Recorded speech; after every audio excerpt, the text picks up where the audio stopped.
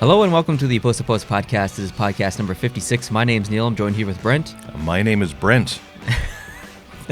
Okay, last week we had a funny instance. You couldn't even say your name. I couldn't. So I think that's progress last week. I made 7 days of therapy and I'm a little better at that a little better. Had a lot of authority to it, though. Yeah. Making a statement about your name. Darn right. I'm Brent. My parents gave that to me and I'm stuck with it. And that's the story. That's the story. So this is podcast number 56, the last podcast of the year? Don't think so. December 30th. Yeah. Yeah, so I guess the second last podcast of the year. Yeah. Last podcast before Christmas.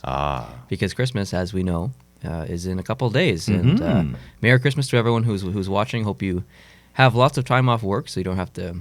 It's like the worst thing ever is to work Christmas Eve. Or the people have to work Christmas Day, which is just ridiculous. I've been there. And Boxing Day. I've been there. I'm okay with people who work on Boxing Day. Are you? Yeah, Christmas is over. And Boxing Day is not a holiday in the U.S. We've talked about that before, but it is a tradition in Britain and Canada where we have an extra day off after Christmas, which is the best day. Really. It is, especially for hockey. Oh, yeah. Because I think, is that the day the World Juniors start? I believe you're right. Yeah. Mm-hmm. So, and then the Spengler Cup is kind of going on at the same time. I think the Spengler Cup might even start Christmas Eve day, like tomorrow, I believe. It's a great time to watch hockey. It's 2 weeks of, unfortunately, they start a little too late and they end a little too late. So once you're back in your normal life and it's the first week of January and it's a Thursday or a Friday after New Year's and you're supposed to be at work, that's when the damn final of something is on. And exactly. Then you've got to get sick at the right time so you can see it. Yeah. Sick. Mm. Yeah. The first thing I want to talk about is the contest that we have going on. Mm-hmm. It is officially closed. It closed on the 20th. On the 22nd, which was yesterday, I uploaded it was supposed to be the top 5. That's what I said in the original contest video. We couldn't narrow it down to any more than we wanted to do the top 25, but then there was just there was 2 that couldn't agree on, so just made it the top 26. And the Patreon members viewed that video and gave us some feedback on what they liked the best. So I haven't shared that feedback with you yet, and we will review all of the entries again and make our final decision tomorrow and film that video tomorrow, and then it will release on Christmas Day. So the winner will be announced on Christmas Day, and I must say there are some amazing entries. Mm-hmm. People did incredible work, drawn and digital work. So. Really impressive work, guys. If you're listening to this and you send in an entry, pretty crazy.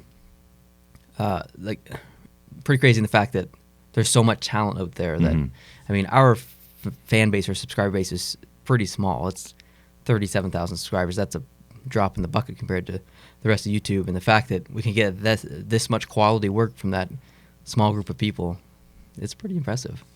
310 entries total. Oh, wow. Here's the frustrating part. Of the 310 entries, right, only 73 were acceptable. Followed the rules. There's so much copyright. It was unreal. There was one specific logo that was made by someone on the internet. It was submitted by 14 different people. So they all stole it from a third person. Exactly. Oh, boy. And I just realized this morning, I did some more research on the top 26. I felt like there was one that was potentially copyrighted, made by someone else. Mm-hmm. So I dug a little bit deeper on the internet. I ended up finding it. Oh, no. So there really is only top 25. There should have been top 25 in that video, but yeah, disappointing. But anyway, yeah, I guess that's it. So the intent of this is to try to gauge people's creativity and artistic skills, but instead, for many of them, it's digging up their research skills instead. Yeah, it just makes more work for me because I have to go find it on the internet, and it's just it's a very time-consuming process, and that's why we don't do these type of contests very often, because it's easy to judge. That's the easy part. We're in a pretty good position there. We get to judge people's artwork, and it's nice, but it's a lot of work finding and sifting through all of the copyrighted. It's a ton of work. It's exhausting. So we'll do another one, but it probably won't be for 4 or 5 months. That's all I have to say about the contest. Any other questions or anything there? No, I was going to observe that 73 out of 310 is just a little over 25% Yeah. correct factor. Yeah. The other 74+% for various reasons were inadmissible. Yeah, which is mostly unfortunate. copyright. Yeah, mostly copyright. Mostly copyright. Oh, well. Did you see the goalie fight in the SPHL? No. Last night there was a goalie fight. No. Yes, between the Rivermen and the Storm. So here's how it happened. You can watch it after. You want to watch it right now? Well, you just keep talking, and I'll see if I can Okay, follow along. so the Riverman goalie had the puck and in front of the net, and he was going to play it. And so he played the puck, and the Storm player skating in literally skated right directly for him and checked him as if he was a player right into the net, knocked the net off the moorings. The player went back and started to fight another guy, and the goalie that got hit beelined straight up the ice for the other goalie. And they had some words, and then they ate some knuckles. It was great. And then it ended. So he was in his crease when he first got hit? Yeah. Did you find it? Well, there's several here. I don't know how.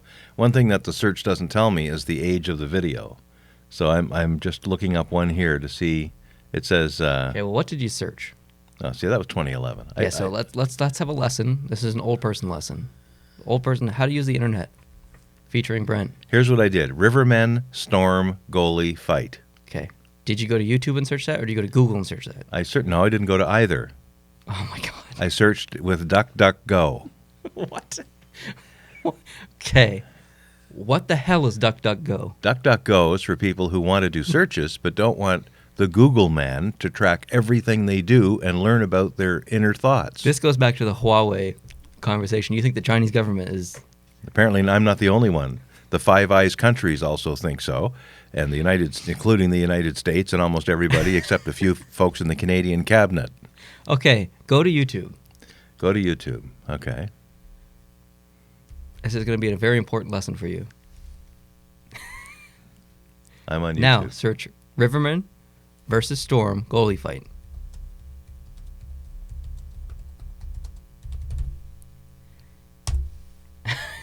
Now, on the top left, you'll see a filter option.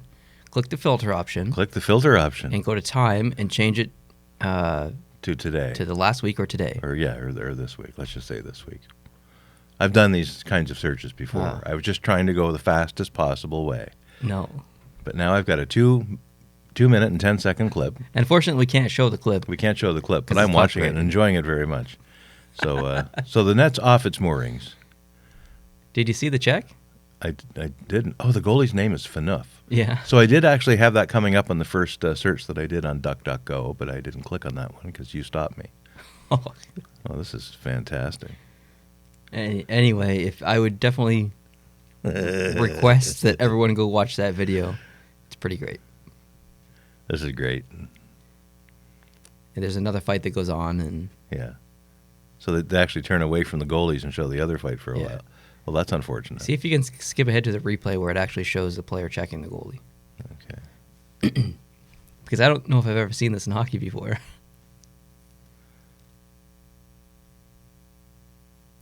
I don't know. I don't know. I don't see a slow motion replay. So I'll go back to the very beginning. All right. So I see the goalie. Oh, wow. So the net comes off its mooring because of the check. Yeah, because of the check. All right. Well, I didn't see that the first time. Anyway, definitely go watch the video. Very cool. All right. Now What? Go ahead. I said I like it. Yeah. Keep going. It should be more of that in hockey. Yeah. We released a video recently, and recently I mean yesterday, of the every NHL team's best logos. There was some incorrect information in that video, specifically with the Pittsburgh logo. I said that they wore the logo that I chose during their 2 Stanley Cup wins in the early 90s. That's incorrect. Sorry that I didn't get it right. I was 5 and 6 at the time, so my memory's a little faded. What I really meant is it was the logo that they used in the early 90s. There you go. Well, if you're going to be a professional on YouTube, you better do your darn research. I know, all I'm right? saying. Yeah. Yeah, this is unacceptable. People were commenting saying that I should have used previous franchise logos. So with Carolina, I should have chose the Hartford Whalers one. I didn't want to do that because that's not the same team to me. It's the same... What? It's not the same team, but guess what? not too long, maybe even while we're filming this, just this afternoon, the Carolina Hurricanes are playing hockey wearing the Hartford Whalers jerseys. Yeah, I know, but today. And my criteria when I made the video is that they wore the logo on a jersey, and I hadn't done it at that point. So even if it was my favorite logo, it wouldn't have met my criteria. But the time this releases, they will have done it. It's going to wipe out everything you did, all your work. But that video already released. No. It has to be the current team. I totally agree, actually. All right, good. Yeah. just trying to bust your chops a little bit. That's okay. Boxing Day deals. If you've come across any Boxing Day deals, I need you to send them to me. Actually, I need you to specifically tweet them to me. Don't private message me on don't DM me on Twitter. Just tweet me the link or tweet at me and say, hey, check out this site or whatever. Sometimes when I get messages on Twitter, they just don't pop up. I don't know why. I don't get notifications for it. I'm not sure if it happens to anyone else, but I don't get notifications. So literally tweet me. Don't message me. And try and make them Canadian specific. A lot of American deals aren't worth. But will there even be American deals? Because Americans don't have Boxing Day, so would they have Boxing Day deals? That is a very good question. I do not know. I actually don't know either. I think Boxing Day originally was our version of Black Friday. Oh, really? Yeah, because we didn't have a real Black Friday in Canada because our Thanksgiving is several weeks earlier and it's on a Monday. Because Boxing Day deals in Canada are huge. Huge. And it was when it's the first day after Christmas. Not every province has the next day off in retail, although Prince Edward Island does. Yeah. So our Boxing Day sale is physically the day after Boxing Day in PEI, but in other places it is Boxing Day. But in the States, I think their Black Friday is probably their best day. So that's come and gone. I just had an amazing idea. Oh. And it has to do with taxes. Okay. You remember the TV that we were talking about the other day? Yes. And I said it was $23.99 on sale for $11.99. Mm-hmm. If I buy that, I could claim it as on my taxes for post to post, because technically, we would use the TV for the channel to watch hockey. I would submit the following. On a strict basis, you're correct. However, just like a car that's used for business, if you have any personal use of that car, you must keep a logbook and pay taxes on the personal component of that use. Okay. So if you were to buy the television for post-to-post, if post-to-post were to purchase the TV, it could only ever show hockey games and qualify for the tax exemption. It could only ever show hockey games or other research associated with producing the post-to-post content. That's easy. All right. So you're saying you don't need to keep a logbook of any time you might want to watch a movie on it or whatever? No? Maybe. I think the best way to avoid any of these issues is just not to claim it as a tax deduction in the first place.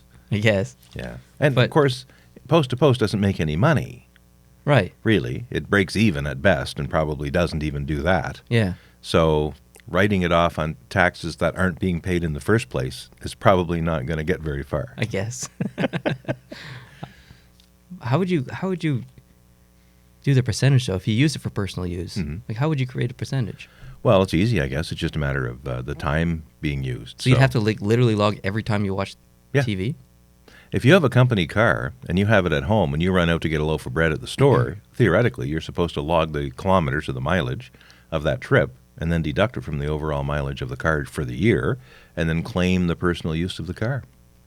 Interesting. And you need paperwork to back it up. All right. Yeah. Just saying. Good discussion. Nice try, though. Good try. All right.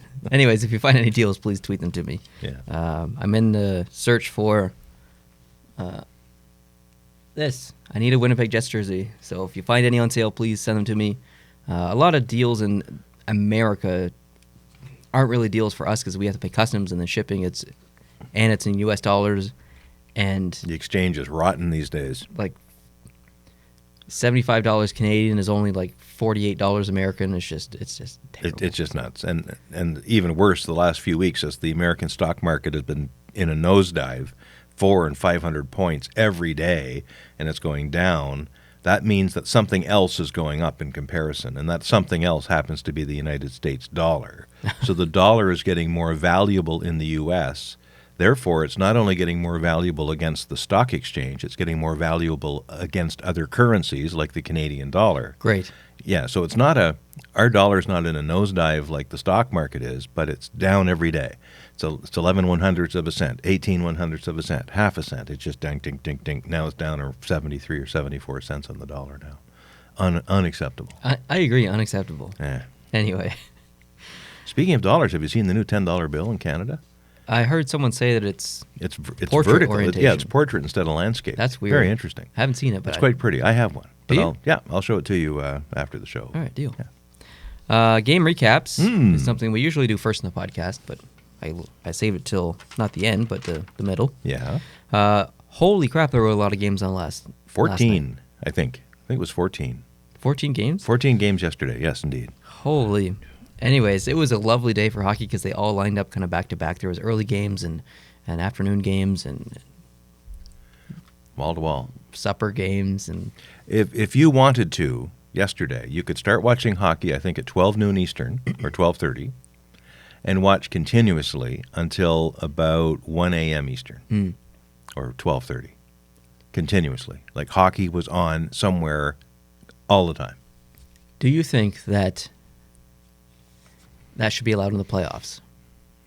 Allowed? Oh, yeah. One series per conference only played afternoon games. Well, on the weekends, maybe. And no, every single game they play. I don't know. Afternoon games. I don't know. I don't know if that's fair to the team. I don't know if that's fair to the home team or any of the teams. There's revenue that comes from commercial viewing on television. There's the gate. They would probably still sell out in the playoffs. Mm-hmm. Nashville's going to sell out on a Tuesday afternoon. People would take off work. No problem. Yeah. So that's easy. The gate's easy. But the ad revenue, because most of the world does have to work in the daytime. So I don't know. Maybe I'm overestimating that impact. But baseball, they do it. They have afternoon games during the week in baseball, and they don't seem to be starving for money. So who knows? Anyway, the first game of the day was Boston and Nashville. We watched most of this game. Boston won 5-2. Mm-hmm. And it was in Boston. In Boston. And I think I said a week or two ago about Rennie Rancourt's replacement was another kind of a portly guy, heavy-set fellow, and he also did the fist thing. Yesterday's game featured a lovely young gal singing the national anthem. So did you do the fist bump? There was a very tiny one at the end, just one little up in the air, but there wasn't this pointing around the crowd and doing this and pointing around and firing a gun or whatever. Her voice, I don't know. I think she started to run out of gas. Oh, really? Well, she only had to sing one anthem, of course, because it's a U.S. and U.S. teams. But she was a little scratchy, a little gravelly, and I don't know, maybe that's her style. Her name was Vanessa Salvucci, I think it is, or Salvucci. She was quite good at the beginning, but I thought she started to lose track of it there near the end. But all right. But far less annoying than Rennie Rancourt or the other guy. So, okay. Yeah, very good. I thought Boston played a really complete game. The passing chemistry that they have on that team is unreal. It really is. And Nashville looked tired. They did. They just weren't clicking. They weren't accelerating to the puck when it was time for a foot race, and there were several what would be foot races for the puck. Nashville decided they weren't going to race for it. Yeah, they lost a lot of battles and a lot of foot races. Yeah, it was unfortunate. Bergeron was unbelievable. First game back. Of course, he's had 16 games of rest. Not only rest, of course, but he's been doing rehab and all that. But good grief, he was outstanding. Exactly. Outstanding. And I really enjoyed the broadcast. Oh, yeah, because we love the broadcast. We were commenting on this because Nesson did a fantastic job with their camera work and everything. They only missed a couple of face-offs. They didn't have the annoying corner camera that all the Canadian broadcasters revert to all the time. Most of the coverage was from a camera that was at center ice and looking down at the whole play, like I love to see from my previous days when they didn't have as many cameras in Canadian TV.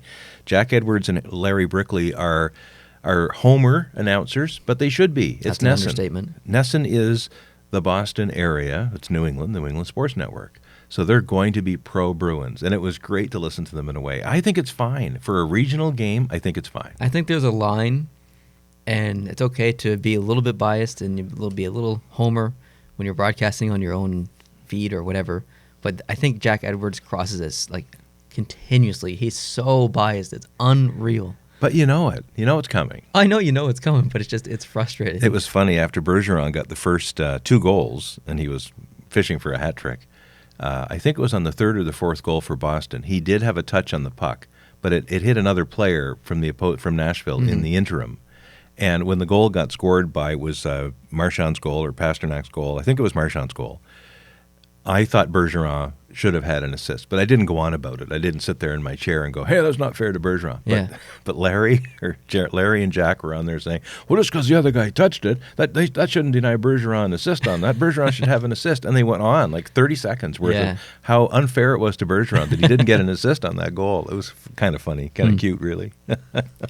From a visual perspective, as a viewer, that was probably the best game I've watched in a long time. It was a great game to watch. That was awesome. Everybody was firing in the Boston side. Halak got an assist, actually, in the last goal, which was wonderful. That was the empty netter. But it was a great game to watch. Really good. The next game that was on was the Columbus and Philadelphia game. Columbus won 4-3. Kind of like Boston, the passing chemistry was like really impressive. Like they just know where each other are. They've played together for I guess so long now that I know Panarin's new to the team, but he's got some chemistry with some players on his team that is just, I don't know. It looks natural. Like it looks like they've been playing together for 10 years. Yeah, and they just know where each other are on the ice. And Panarin had a really good game. He did. Yes, he did. He was a real standout in that game yesterday. Bobrovsky got another win. Carter Hart, he had some good saves, but he had an absolutely incredible save. And unfortunately, there was a goal just after that. Yeah. But like that pad toe save, that was awesome. Bobrovsky's vision, I thought, was really, really noticeable in this game. He's had a bit of a tough year, but like when he tracks the puck, he's all over the place. When he tracks it, he has laser focused vision sometimes, and he does not lose sight of the puck. He's an incredible goalie, fun to watch. The next game was the Florida-Detroit game. Florida won 2-1. Howard looked really slow, let in some soft goals. Luongo had an unbelievable game. Fantastic. Like probably his best game this year. Yeah. He looked awesome. And Florida again showing that chemistry that we talked about in the last two teams. Pretty impressive stuff.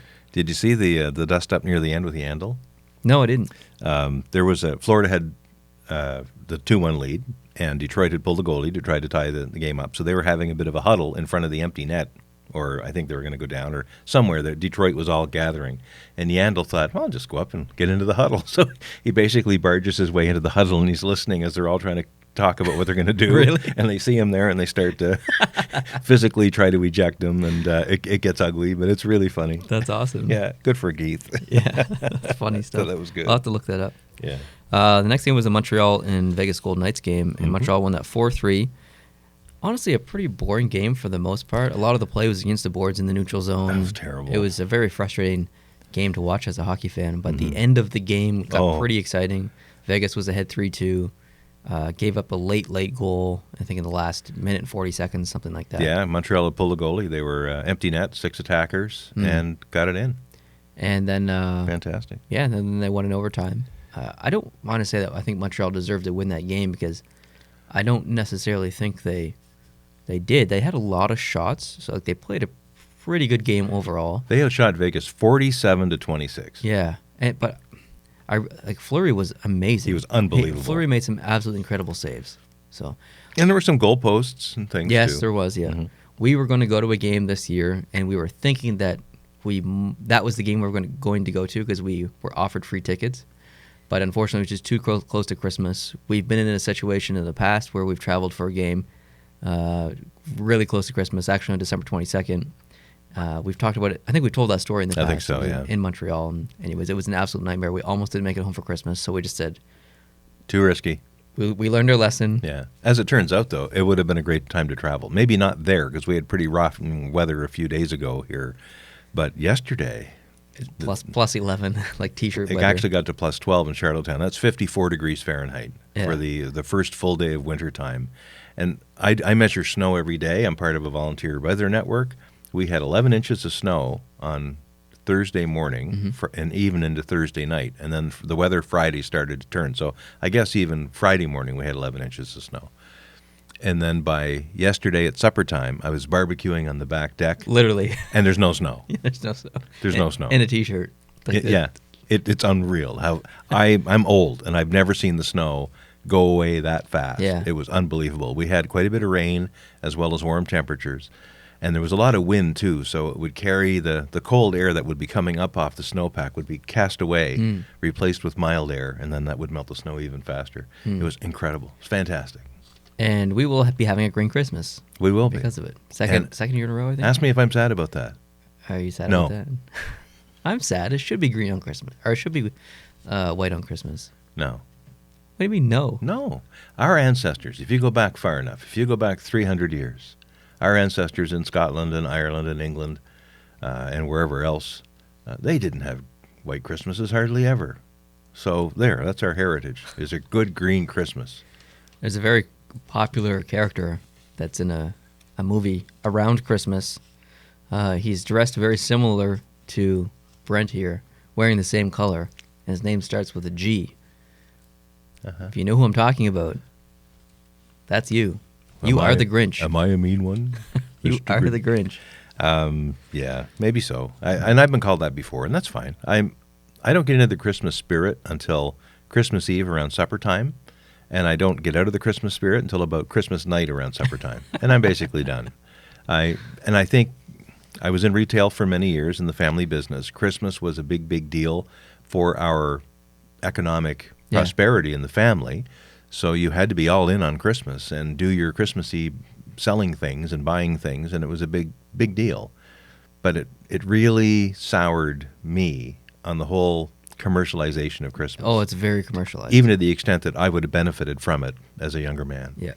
And then, of course, when I was in broadcasting, I often had to work Christmas Eve or Christmas morning or Christmas night.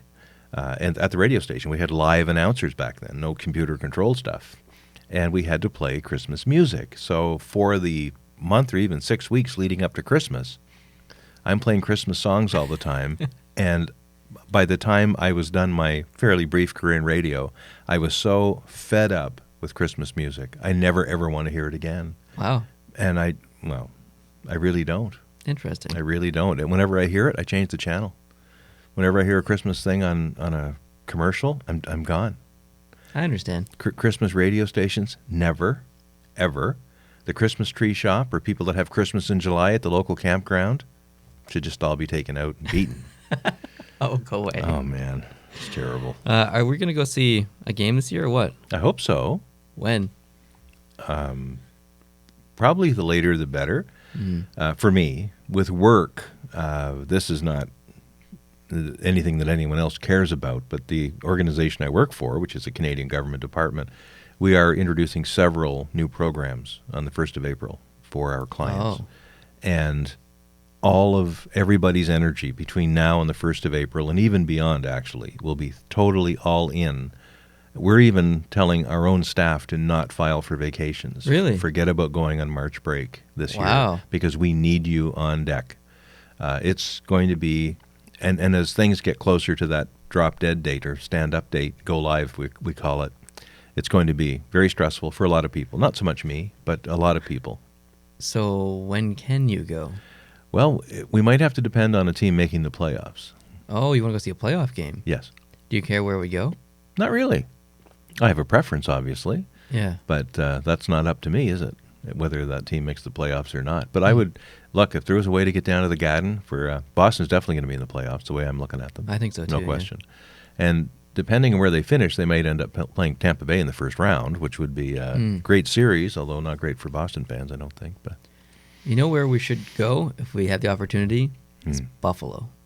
that would be amazing. Making the playoffs for the first time in a long time. That would be amazing. Lots of excitement. That would be amazing. And we're so close to Toronto and close to Detroit. Who knows? Yeah. Of course, it won't be Detroit, but we're not far from. If we're in Buffalo, we're not that far from Columbus. We're not that far from some other markets. Exactly. Who Yeah. knows? Who knows? Who knows? It'll be probably a last-minute decision and It maybe will be, a road trip. Yeah. Yeah. The next game is Well, the... let's not leave the game yet. We have to make a little bit of fun of the announcers in the Montreal game. Oh? TSN2 carried the game. This is an oddball thing in Canada. It's on a Saturday. Weekend games, generally, but especially on Saturday, are almost always under the auspices of Hockey Night in Canada, Sportsnet, and CBC. The chances of you seeing hockey really depend on you having access to those kinds of channels. Some of them get farmed out to City TV because they just have so many games and not enough different platforms.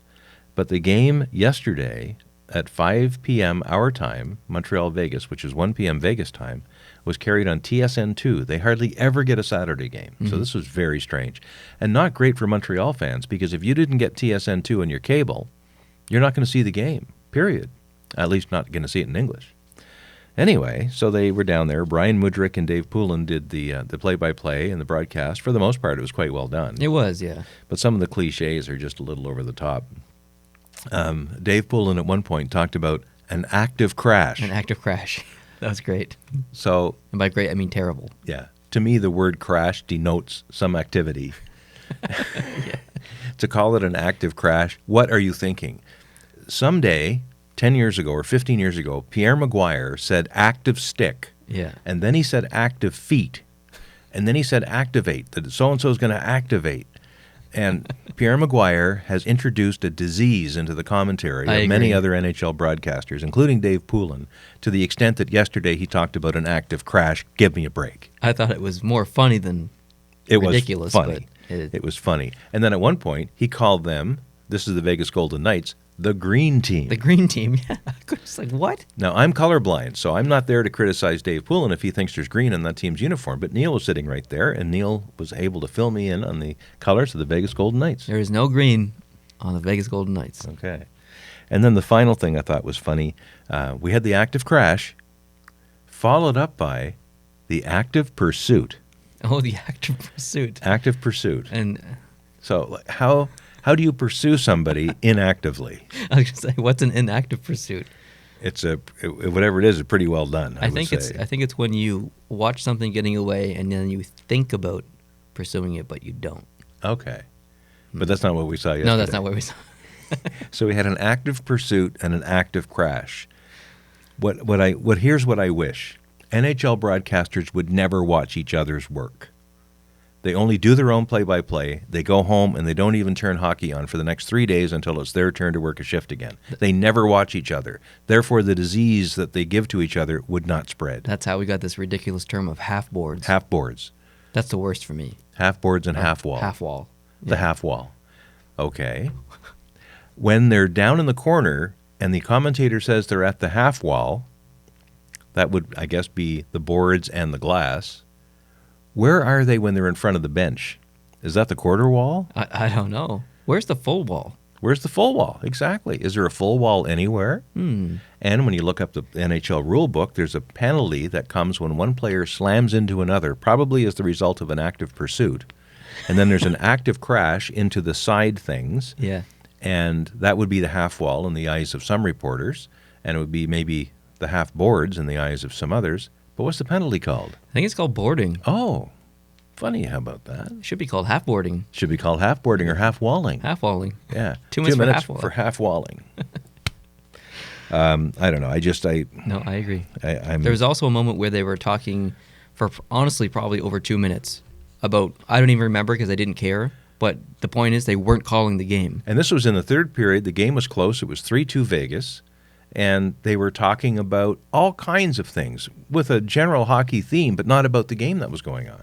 Yeah, if I was blind, like if I was a legitimate blind person, and we were watching the game together, and I was obviously listening or whatever, I would have no idea what was going on. You would have to commentate for me. You'd know the game was underway because you can hear the puck and the sticks and the ice and the skates on the ice and the carving. You could hear all those noises of a game going on in the background. That's your only clue that anything was happening.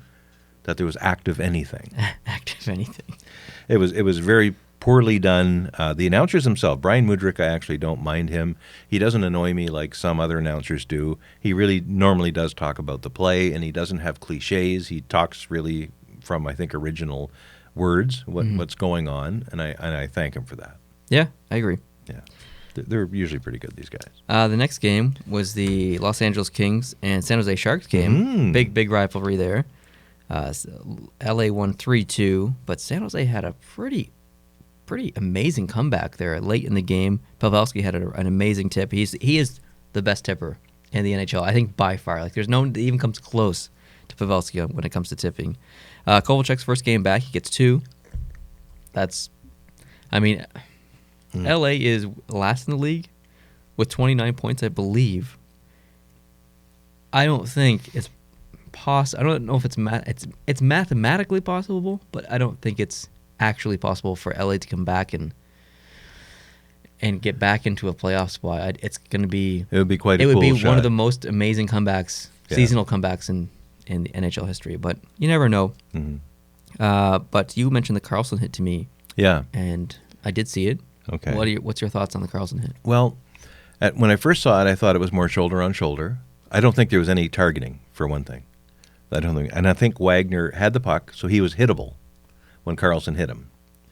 Karlsson's got no record of this, no rap sheet, but I'm the kind of person who, I've said it on the show a few weeks ago, it doesn't matter what your history is. If you did it, you did it.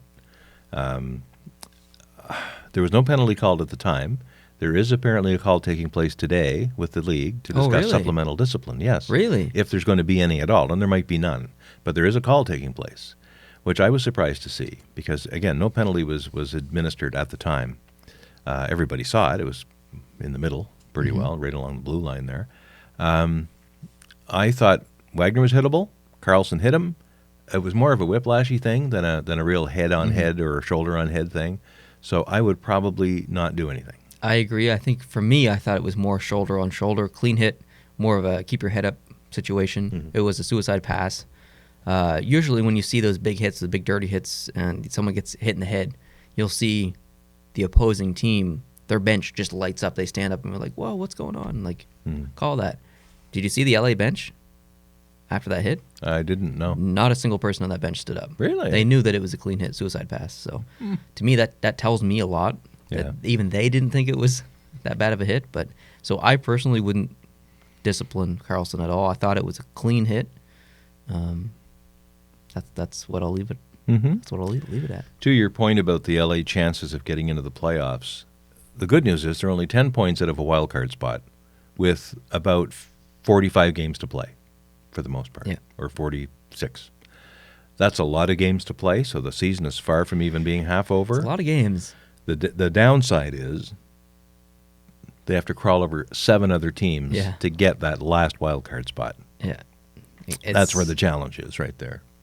It's not that they can't do it. It's that everyone around them is probably going to be playing pretty decent hockey. So a lot of things have to work in LA's favor for them to make it. Really? Yeah. You never know. You never know. It can happen. Yeah. The next game was the St. Louis and Calgary game. Now, this was a huge win for Jake Allen because, as we all know, St. Louis has had a pretty terrible year so far. But Jake Allen played really well last night. He got the win. I noticed that it wasn't really necessarily a win for St. Louis, but a loss for Calgary. Yeah. They were standing around, like Smith would make a save, and then the Calgary players would just like stand around and watch the puck after the rebound. It was just strange. Anyway, I think that I'd like to think that St. Louis can rebound and become the team that they used to be.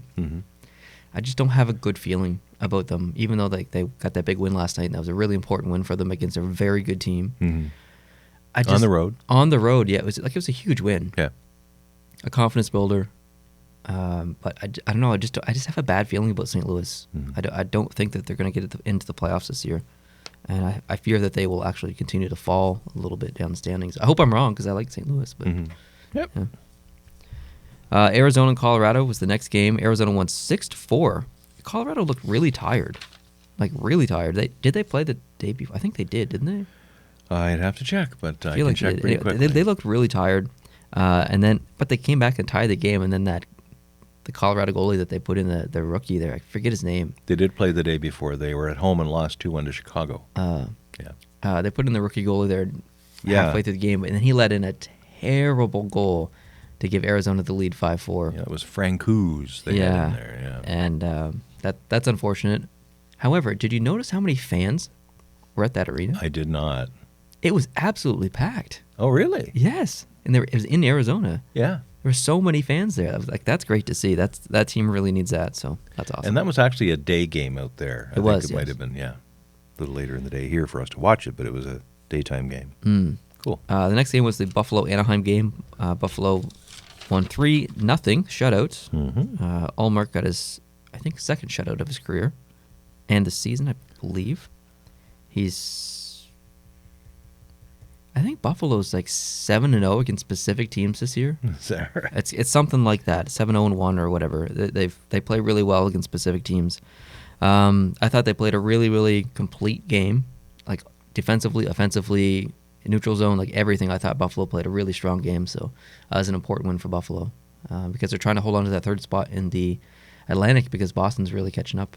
The last thing I have to talk about for this game, did you hear about Rick Jeanneret? No, I didn't. 2 minutes into the third period, he's calling the game as he usually does, and then there was silence for 20 seconds. No. Yeah. And then Brad May, I think he was the other guy, he took over the play-by-play. They removed Rick from the press box on a stretcher to the hospital. He's stable, in stable condition. He was apparently coherent while he was on the stretcher. I don't know what his condition is now, but he's at the hospital and he's stable, I guess. But wow, that's all I know. Well, that's bad. Even though I often make fun of him and his ways. I don't want anything bad to happen. But you make fun of him in like almost an admirable way because he's so unique. He is very unique, and because you don't like him or something. Very much a homer. Yeah. I find it awkward and kind of skeezy, some of the stuff that he would do. Yeah. But you never want to see anyone, especially overcome on the job. Oh no, he's like he's such a unique play-by-play announcer. Wish him all the best. Hope he gets better, and look forward to listening to him when he gets back. To the Toronto Rangers game. Did you watch any of this game? Oh, I watched all of it. So Toronto won 5-3. Did you see the Riley snipe? The Riley snipe? Yes, I did. Right over the shoulder. Oh, just that little pocket. You don't even think it's there, and then he just finds it. Riley's having an amazing season, so I really enjoyed that goal. Other than that, I honestly didn't really watch much of this game. I had other stuff going on, so maybe you want to take over this specific game. Sure. It was a really, really... It was funny. At the beginning of the game, I'm thinking to myself, who do I want to win this? I'm traditionally not a Leafs cheerleader, and I don't really like the Rangers either, but I'm thinking of, for my Montreal Canadiens, what's the best outcome? Well, job one, the best outcome, is to not have a 3-point game here. Yeah. So I don't want this to go into overtime or a shootout. That's job one. Job two, I'd probably rather Toronto win than the Rangers because the Rangers are creeping up into that last wild card contention where Montreal sits right now. And I wanted Toronto. I don't think we can catch Toronto. Montreal's not going to catch Toronto. So. Toronto's only about 5 or 6 points ahead of Montreal right now, but they've got a couple of games in hand, I think, or at least one. So I thought the best case scenario here, presuming we'll not catch Toronto, is to not let the Rangers catch us. So exactly. I was hoping for a regulation Toronto win over New York. That's what happened. Thank goodness. The game, though, it was very, very interesting. It was 36 shots for Toronto, 28 for the Rangers. Georgiev was the Georgiev for the Rangers, but it was 5-3 at the end. But it wasn't a lopsided game. It was very, very close. Lots of back and forth. Lots of back and forth. I noticed some interesting things happen during this game. First off, the first goal that Toronto scored, CBC missed it. They had just a weirdo camera angle during the live play-by-play. They were showing it from behind the net. They were not even focusing on where the shot was coming from, and it was in. Bob Cole was totally surprised by the fact it was in as well. Of course, it's Bob Cole. Bob Cole is frequently surprised by things that happen on the ice, even if the viewers aren't. Yes. But in this case, the viewers couldn't see the goal either, or couldn't see it very well. On the replays, fine. CBC found better footage and showed them, but they missed the first goal. And then at one point, about halfway through the third period, there was a spot at 15 minutes and 33 seconds. If you have the game and you're able to PVR it, at 15 minutes and 33 seconds, they show a Keystone Cops Chinese fire drill line change. The camera's way back, looking across center ice at both benches. At one point, counting the goalie who's out of frame, there are 8 other skaters contacting the ice with their skates for the Toronto Maple Leafs. They actually, at one point, had 9 players on the ice. Now, it was a totally legal line change because the players that were coming on were getting into the play, and the players that were leaving, it's just that so many of them were changing at once. Wow. It was just weird. And even Bob noticed that. He says, seems to be quite a few people there on the line change. And the Rangers had a craziness going on too, not quite to the same extent. But it was really, really something to see that. So 15 minutes and 33 seconds through that game in the third, if you can get to that. I thought it was a really exciting game to watch. It was just on the edge of your seat kind of stuff. Typical original six Saturday night in Toronto. It was great. There was some obstructions at the end. But just as far as the on-ice play, I do have a couple of things that I noticed. McQuaid. McQuaid went with, I forget who he was with, but he dropped his gloves and everything, trying to go with someone. It was Kadri, maybe. Anyway, McQuaid dropped, and he first he did a cross-check, and then he got a double minor for cross-checking and roughing, I think. But I would have given him 5 or 10 for fighting. The other player didn't take his gloves off, whoever it was. Oh, really? But McQuaid, gloves off, and he was wailing away. Wow. And even when the other player fell down, McQuaid was, going in on him. I like McQuaid. He's a local boy here. So for all kinds of reasons, I like McQuaid, and I want him to do well. But he let his emotions get the better of him that time. But it was not good. I have a story about McQuaid. Remind me after this is over, and I'll tell it to you. Yeah, I'm basically done with my analysis. What about the guy who stood up in front of the camera? Well, I'm getting to that. Okay. This was... Now, here's how long Bob Cole's been around. He did the game that night, last night. Glenn Sather from the New York Rangers presented him, I think off camera at some point prior to the game, presented him with 2 beautiful framed prints of something. It wasn't to do with hockey so much. It was hunting or something, or fishing. But it was a gift from the Rangers to Bob Cole in honor of his 50th year in broadcasting and his impending retirement. He only has 6 games left. Oh, wow. Bob Cole will be off the air after 6 games. Wow. Which is awful. Anyway, I'm going to ask you to guess how many Toronto Maple Leaf games Bob Cole has called in his career. Oh, my God. Like 1,400 or something stupid? No, just Leaf games, okay? Oh, just Leaf. Just Leaf games. Not all games, just Leaf games. 160. 808. He's called 808 Leaf games. Now, if you play 82 games a season, that's like, and for all the 50 years he's been coaching or calling games, they weren't playing 82 games. So that's almost 10 straight years. Okay, hold on. Yeah, I was going to say 10 years. 10 years. What was it, 800 what? 808. 9.85 years. 9.85 years of just the Leafs, just Leaf when the Leafs were crap for most of that period of time, really. Bob Cole started his broadcast career 2 years after the Leafs last won the Cup. Wow. And he's 85 years old. That's now. crazy. It is crazy. Now, good for Bob, and good for him. Yeah. And I hope he has a great 6 more games to go. And then he has a nice, long, and enjoyable, healthy retirement. That's right. Yeah. He's got a great family that I'm sure can't wait to have him back. So that's great. Now, this ding-dong guy. Near the main center ice camera in Toronto, some idiot managed to buy a seat in the worst possible place to obstruct that camera. Yeah. With 59 seconds left. Now, at this point, the game is in doubt. The Rangers have the goalie pulled. It's 4-3. They're swarming around. There is a dust-up between, I think it's Kadri and somebody, and this ding-dong gets right up in front of the camera, and his head is perfectly positioned to completely obstruct what's going on the ice. Yeah. And his hands are up in the air, like, what's going on? How come there's no call? Whatever. Meanwhile, CBC is so slow to react that for about 6 seconds, we're looking at the back of this idiot's head. And finally, they find a ice-level camera to show us what happened, and then we do get to see it later in a replay. But he completely destroyed Didn't he turn around and look at the camera? That was another time. That was 14 seconds later. So the same guy in a totally different play with 45 seconds to go, he jumps up, this time facing the camera. And, hey, hi, I'm here. And it continues to block the play. I sent both pictures to you last night. Yes. But what a ding-dong. And if it were me running the Scotiabank, this is Johnson & Johnson, whatever the place is called, that guy would be banned for life from the building life? entirely for life. Wow. For life, because a fan should be there to enjoy the event and to watch the event, not to become the event. I completely agree. I think a lifetime ban is a little harsh. I would be more in favor of a 5-year ban.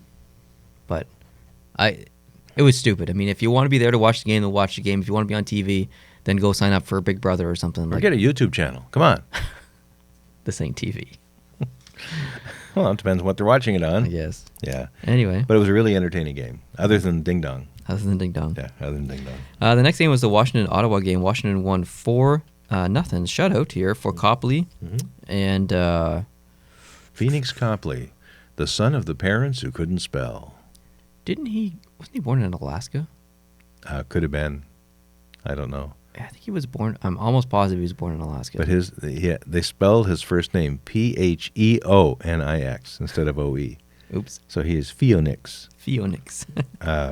And I'm guessing that's just a spelling error on the birth certificate, or the parents just didn't know any better. I can't imagine a parent would say, let's name our kid Phoenix, and let's do him one more favor. Spell it correctly. We'll spell it weird. I think it's a cool name. I love the name. Yeah, it's I awesome. love the name. And hopefully they trade him to the Coyotes someday. Yeah, that would be awesome. But good for him. He had a great game. Yeah. I thought Washington's second effort continuously in that game was awesome. They didn't give up on plays. They'd lose the puck, and then they'd take it right back and score like that.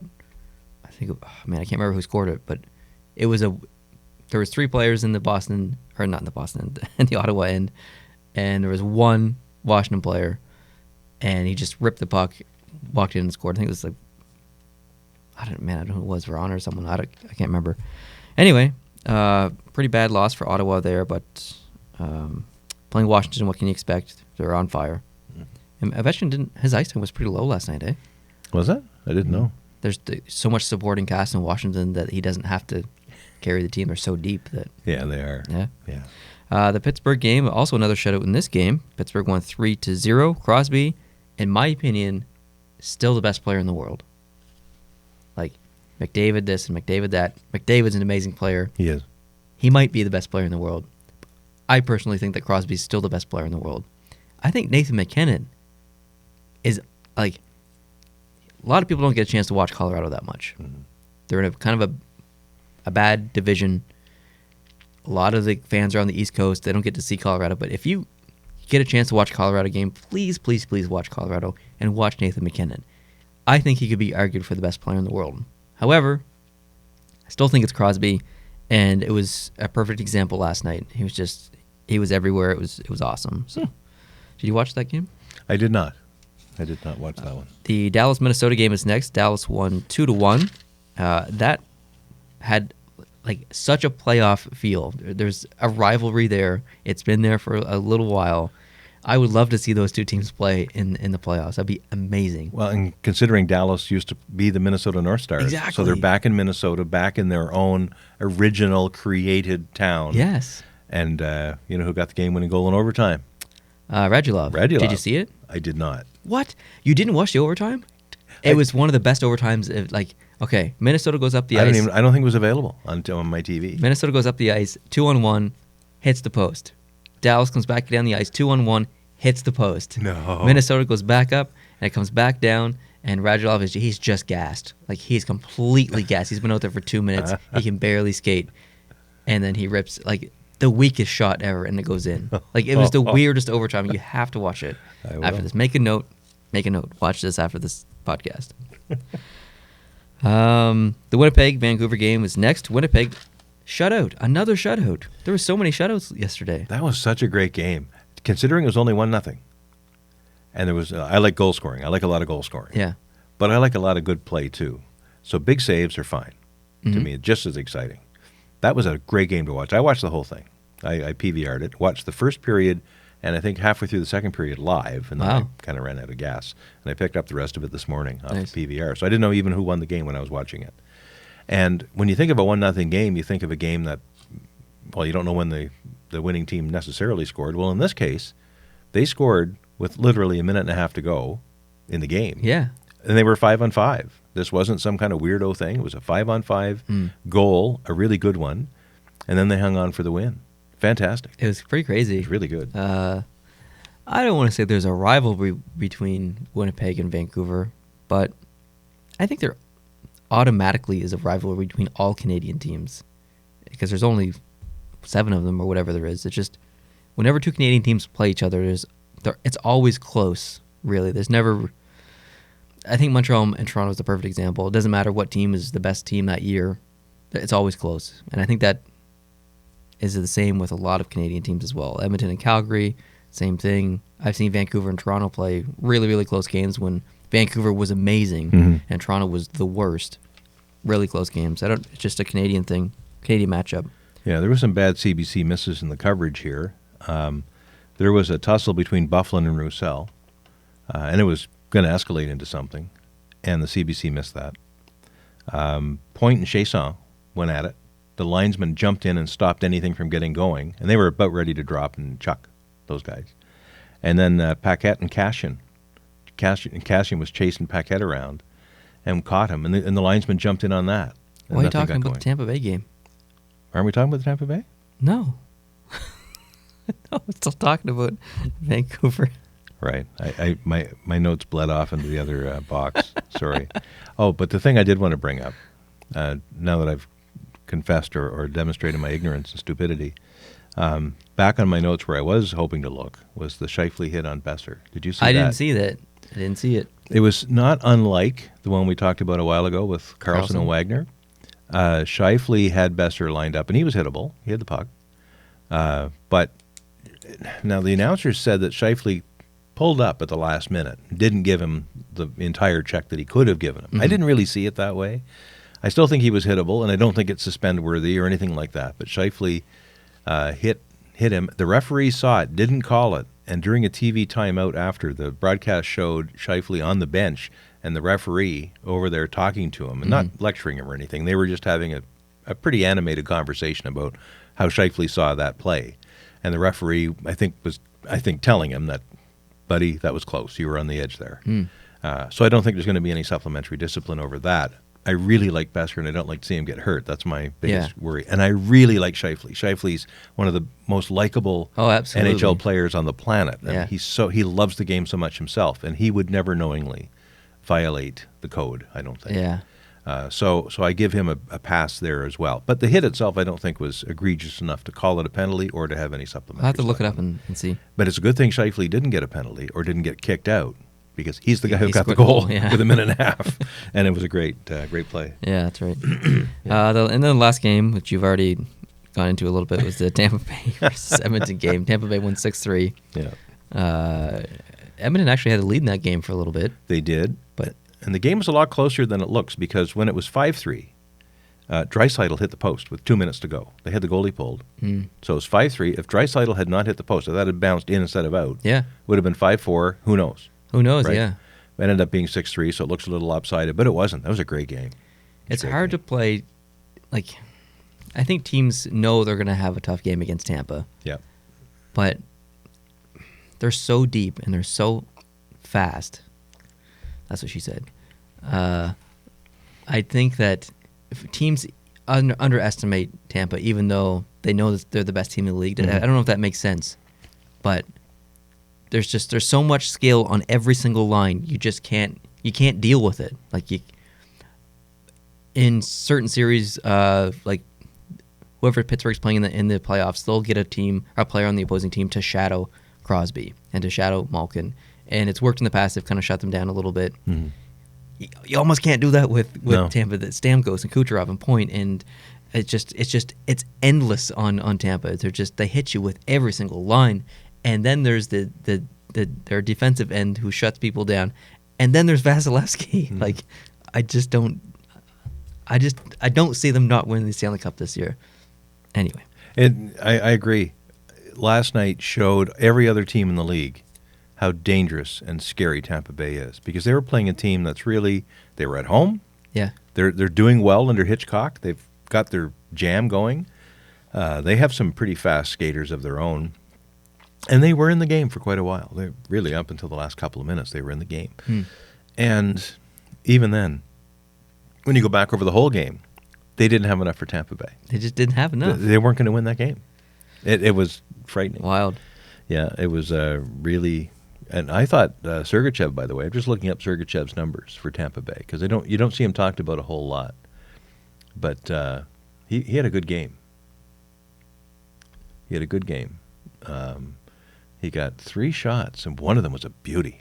I didn't see it. Yeah, he was really right in the center. He was back, but he was quite well inside the blue line. He just ripped it. And it didn't go in, but Good stuff. Put some offense in there. Now, games on today, are actually a lot of games on today, probably because tomorrow there are no games because it's Christmas Eve. So games today, Columbus versus New Jersey. Who you picking? I've done terrible this week on my predictions, by the way. Like an absolutely disgusting record that I have this week. And by this week, I mean last week. Yeah. So Columbus played yesterday, right? Correct. Did New Jersey play yesterday? No. And they're in New Jersey. Yes. They've been sitting there laying in wait. Yes. I'll give this one to the Devils. I'm going to pick Columbus. You do that.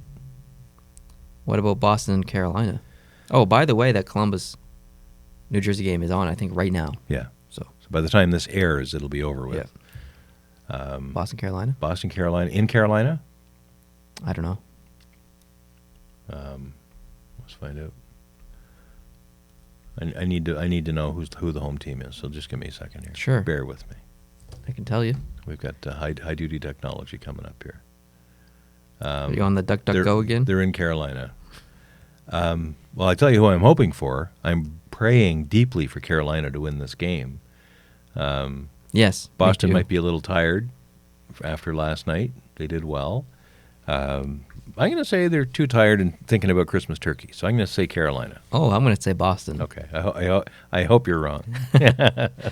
Florida versus Chicago.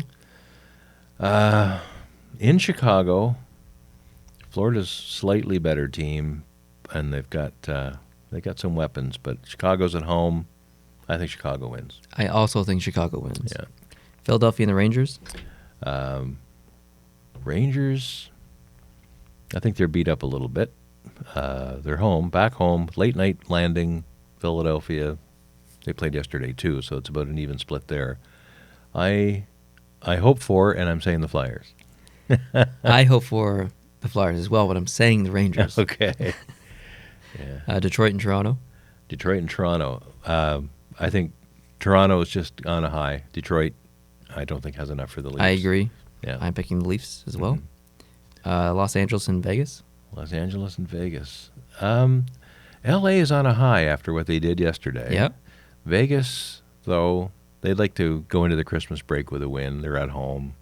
They're really hard to beat, and they've only lost 4 times at home. Yeah. And the fourth of those was just last night or yesterday. So I'm going to say Vegas. I'm also going to say Vegas. Okay. Arizona and San Jose.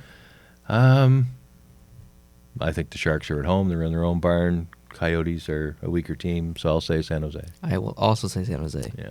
And then the last game, the Islanders and Stars. In Dallas. Did the Islanders play yesterday? No. No. They did not. So I'm going to give this to the Islanders. I'm also going to give this to the Islanders. They're my Okay. pick. All righty. Streaks. Your favorite word. Teams on a winning streak right now. Tampa Bay with 3, Toronto with 3, Boston with 3, Columbus with 3, Pittsburgh with 3, and Chicago with 3. It's a lot of threes.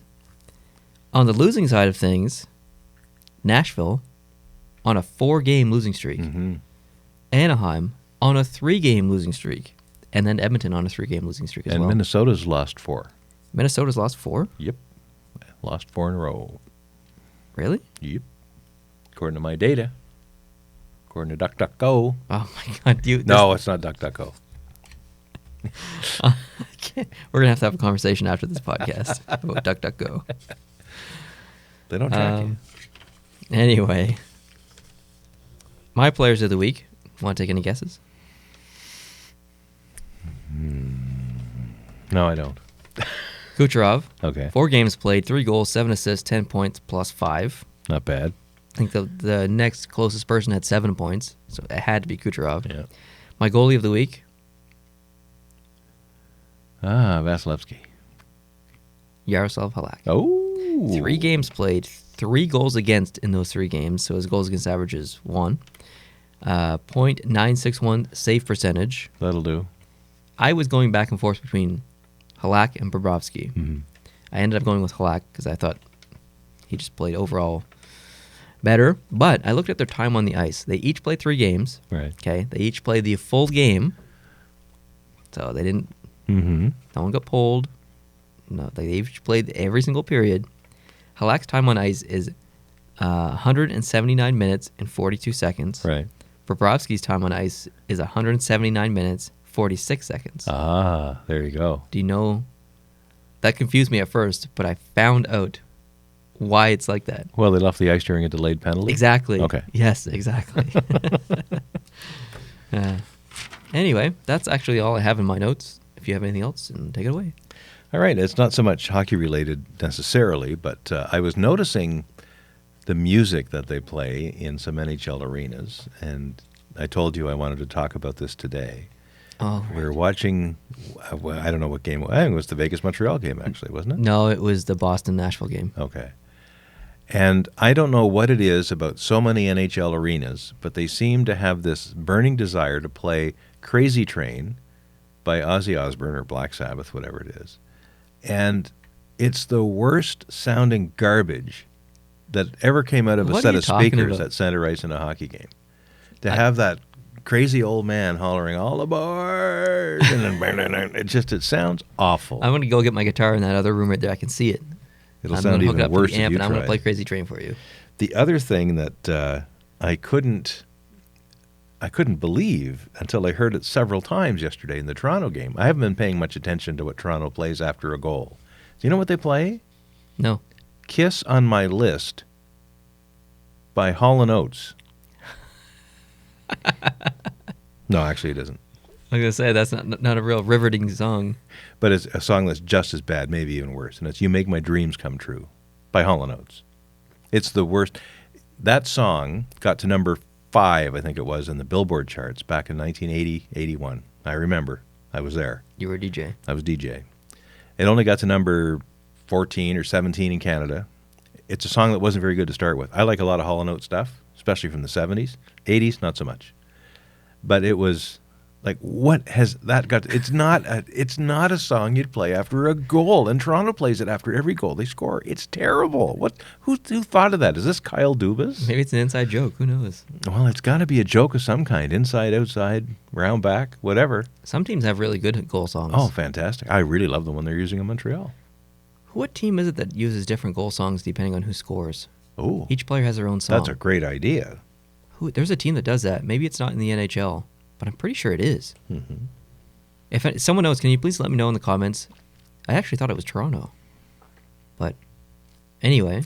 Well, maybe the two I saw, Make My Dreams Come True, maybe it was they were both Mitch Marner goals or something, and that's his favorite song. Maybe it is Toronto. I'm sure we'll know by pretty sure now. there's a team. Let us know down in the comments. We read it. If this is because Mitch Marner wanted this song played every time he scored, something wrong with Mitch Marner. Oh. Something wrong. Anyway, the other thing that you pointed me out to on Friday or Thursday, you came home one night from work, you said you got to watch this clip of Tim and Sid. Oh, yes.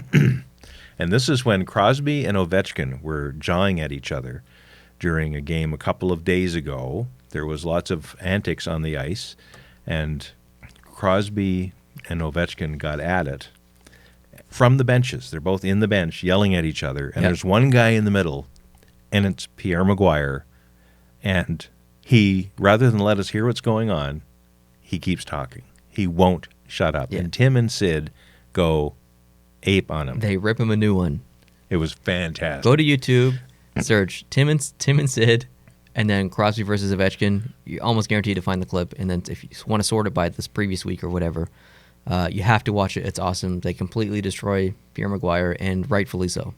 It was great. It was Absolutely amazing. You don't see media go attack other media very often, but Pretty rare. this was awesome. So also in sports, in the sports world, but not necessarily the hockey world, there was an interesting, I guess, almost an awkward thing happened yesterday in the NFL game. It was Tennessee and Washington, the Titans and the Redskins. Tennessee won the game, But at the end, one of their players, Josh Norman, came over to Taylor Newen, or the other way around. Guess it was Newen, and did a bow and arrow gesture towards the Redskins. Whoa. Yeah. And he was a big fella, this guy. He's a big guy who did it. The guy who was offended was like a whole head shorter than him. Yeah. And he was like, what are you doing? He's bumping into him. And the other guy eventually walked away. I think he probably realized what he'd done and felt bad. Should have, because there's a lot of controversy right now about using Native American symbols for team names and things.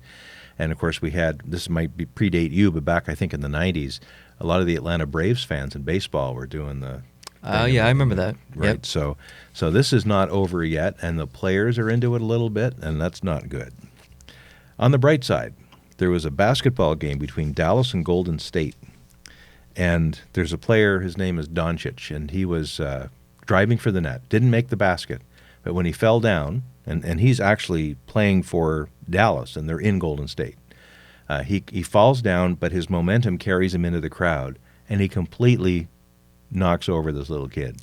There's a mother and a little kid. The kid looks to be about 8, maybe 10 years old, and this great big burly 6 foot whatever basketball player just piles into him and knocks, and there's just chair flying, and he felt really bad at the time, and the kid, I think, was in quite a bit of pain, although nothing injured, just probably just sore.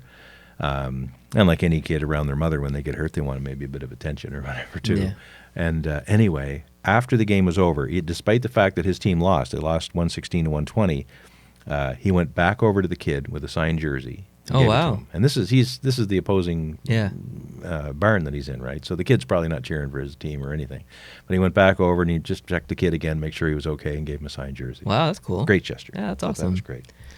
And finally, I know we're going to do a question. Manchester United fired their coach. What? Hold on. Sorry. I have a basketball-related story for you. Oh, okay. Great. Do you know the story behind Dennis Rodman? Which one? Which story, not which Dennis? No, I don't actually know. I don't know if this is true, but this is what I was told. Oh, it's got to be true. When he graduated high school and he was 18, he was only 6 feet tall.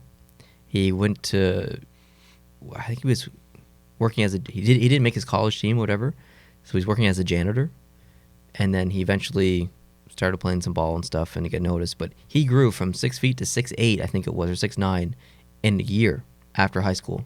Wow. And the rest is history. But like, he's working as a janitor.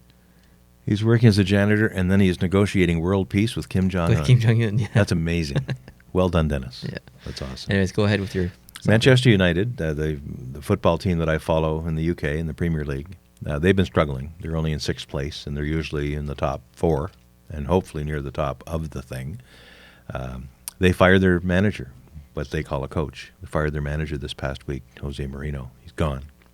Replaced him with a Norwegian player who used to play for Manchester United and has had some success coaching in Norway, but he's really not coached or managed a Premier League team, certainly to the stature of Manchester United. His name is Ole Gunnar Solskjaer. Okay. Younger fella. Really looks like a really good guy. They played in Cardiff yesterday, Cardiff, Wales. Manchester United beat Cardiff 5-1. Oh, wow. Under this new guy. Getting production from players that Mourinho didn't really play enough, I guess you could say, or they would think that. And it's the first time they scored 5 goals in any game in the league since their original, Sir Alex manager, last coached them 5.5 years ago in 2013. Wow. Yeah, so what a turnaround. What a turnaround for Manchester. So now, it might just be a blip because it's Cardiff. That'd be like Tampa Bay beating Arizona, right? Well, I mean, it's whenever a new coach comes in and gets production out of players that weren't producing before, that's pretty important. Step in the right direction. So yeah, indeed. You done with your other stuff? I'm done. My stories are complete. All right, we have one question today from a viewer, and go ahead. All righty. Hey, what's up, Post to Post? My name is Travis from Manchester, New Hampshire. If you guys could change one thing about the Boston Bruins, except for Marchand, I know we would all change him if we could, but if you could change one thing about the Boston Bruins, what would it be? And then the second question is for Brent. What is your favorite thing about New Hampshire and why? Hey, thank you guys for everything you do. You make awesome videos. I watch every one of them. Hope you guys have a great Christmas season and a great New Year. Great question, Travis. Thank you so much for sending that video in, and Merry Christmas to you as well, and everyone watching at home. He had two questions there. First one was, what would we change about Boston? For me, it's more of an aesthetic, visual element. I am not a fan of their current logo. I know it's classic. I know it's it's all about history and stuff. That's fine. But there's other Bruins logos that I like better. I'd like to see them use one of those or try something new. That's my opinion. I don't know if I change very much about Boston. Let's put myself in the shoes of a Boston fan. I don't even think I'd get rid of Marchand. I would try to alter the way he approaches the game because I think he's too valuable to get rid of. But I'd really have some sort of counseling sessions or something scheduled for him just to try to find the source of his switch flicking off or flicking on when it shouldn't. Because he's a tremendous player. Marchand, Pasternak, Bergeron. You've got a team that if it wants to play in a given day can skate with anybody and beat anybody. And if it ends up being a Boston-Tampa Bay first round, I'm not going to bet on that. Boston is a very scary team. And if Halak keeps playing as well as he's played in the last little while and Rask gets back to his form, they're going to be a very, very hard team to get through. It's very difficult. Very difficult. So I think Boston's going in the right direction, and they do a lot of things very well. I don't know if I'd change much. Yeah, as far as gameplay goes, I don't know if I'd they're change a whole lot. Fantastic. And I don't know if I don't think there's any players on the team that I'd get rid of. I think players I wish they still had. I think McQuaid would still be a really good fit. I wish I had McQuaid. Yeah. But no, I think Boston's doing great things, and I'm really hard-pressed to come up with something I would change. Second question was for you. Yes, second question is for me, and cheers to you, Travis, for being in Manchester. I not only love New Hampshire, but I love Manchester in particular because that's where I go when I'm in New Hampshire. We go there twice a year. They have in Deerfield, which is not far from Candia, in Northwood, that area, they have a flea market that I go to, and it's a geeky radio thing, and I love that. Very geeky. But the thing I like the best, I guess, about New Hampshire is the fact that they don't have sales tax. That's what I was going to say. No sales tax, yeah. No sales tax. So if you're coming in even from Massachusetts or Canada, you are so used to paying sales taxes, and the price on a product is never the price you end up paying. It's always added this, added that. So I love that aspect of things. The other thing that I love personally, but I don't know if it's a good public policy idea, is they don't have the kind of container recycling situation that we have. So if you go to buy a six-pack of Coke Zero or a dozen in the Walmart in Epping, you come out, you pay what it says. You don't pay a can deposit. You don't pay anything. And then when you're done with the can, you throw it away. It goes in the garbage. Now, somewhere that gets sorted, I'm sure. But there's no recycling. There's no...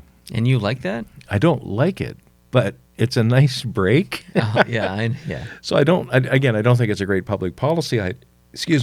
Great public policy idea. But I do like the fact that when I'm there, you don't have to care. It's one little, it's one thing I don't have to worry about. And usually, of course, if I'm there buying 24 pops and I bring them home, I consume them here. I don't drink them all day. I don't drink much. So when I buy 24 pops in New Hampshire, they last me a long time, months and months.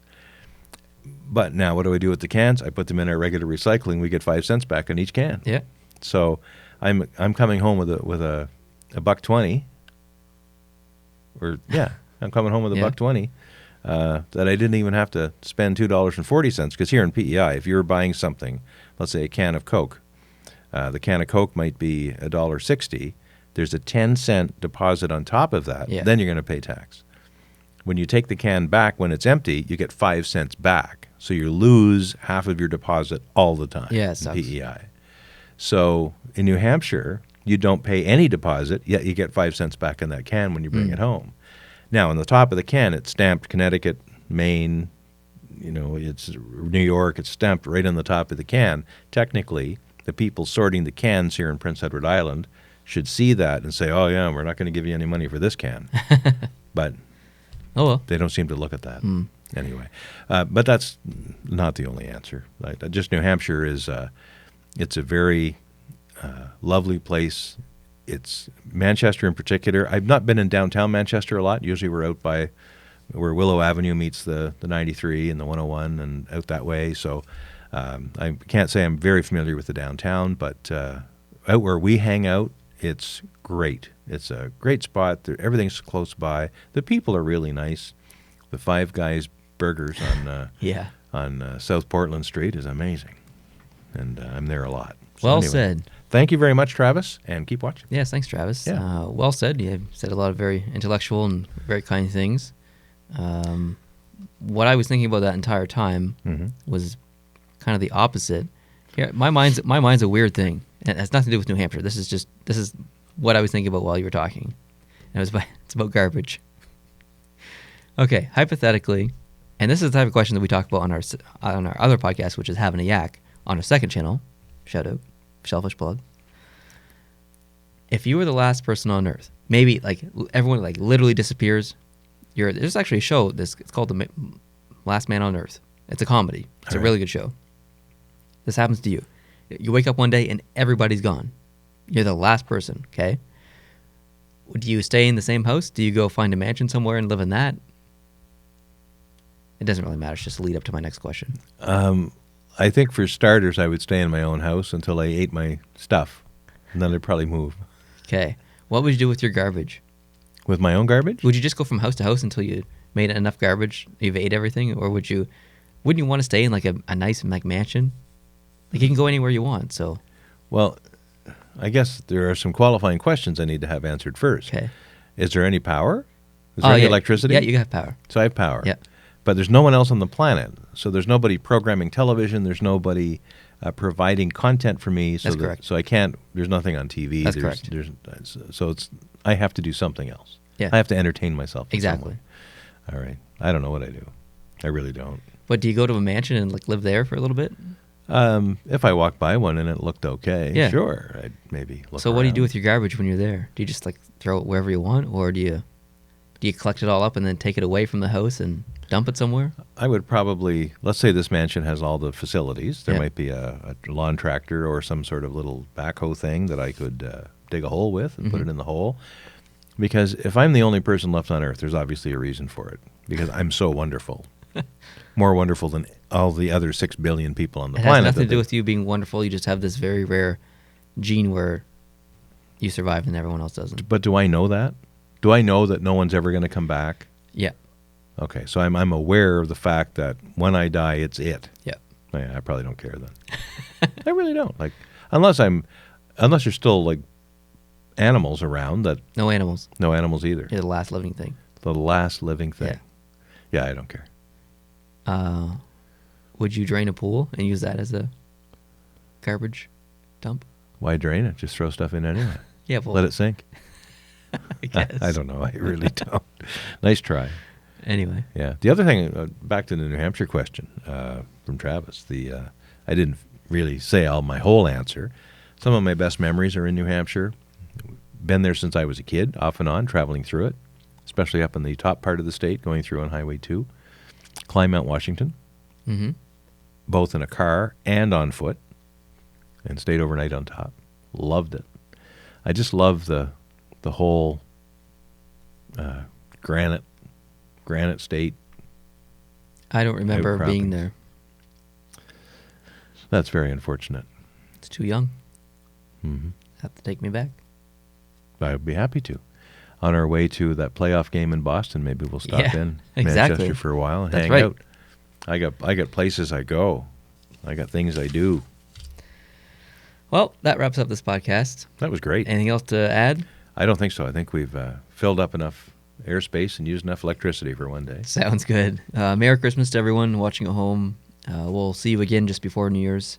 And hope you have a great Christmas and you can spend lots of time with family and watch lots of hockey today. Mm-hmm. Hope you're watching the juniors coming up and the Spengler Cup. That's very underrated hockey. If you get a chance to watch a Spengler Cup game, please watch it. It's very good hockey. And it's international. Well, kind of. But It's international. There are club teams that play, just Yeah. like there's Canadians and the Islanders and the Red Wings. They end up having a tournament that brings teams in from different leagues. They all play in Davos, Switzerland. it's kind of like the Champions Hockey League. It is kind of like that, except there's a Team Canada made up of the Canadian-born players from a lot of these other teams. Yeah. So Team Canada is a bit of an all-star team that plays against these other club teams. And not everyone who's on these other club teams who's Canadian leaves that team to go play for Team Canada. There are Canadians still playing on some of these other teams, too. Exactly, yeah. So it's good hockey. It's sort of beer league hockey in a way because I don't think they take it too seriously. Their families go over. There's lots of partying going on at night and stuff. But the best part about the Spengler Cup is the games are on in the daytime for us. Yeah. So we don't have to stay up to the middle of the night like some games on the West Coast. Yeah. It's a real treat. A real treat. Yeah. All right. Thank you guys for watching and listening. If you're not subscribed to our channel, hope you can hit the subscribe button down below. If you're on YouTube, if you're listening on iTunes or Google Play Music, please leave us a review if you have time. And enjoy the holidays, and we'll talk to you in a week. Adios.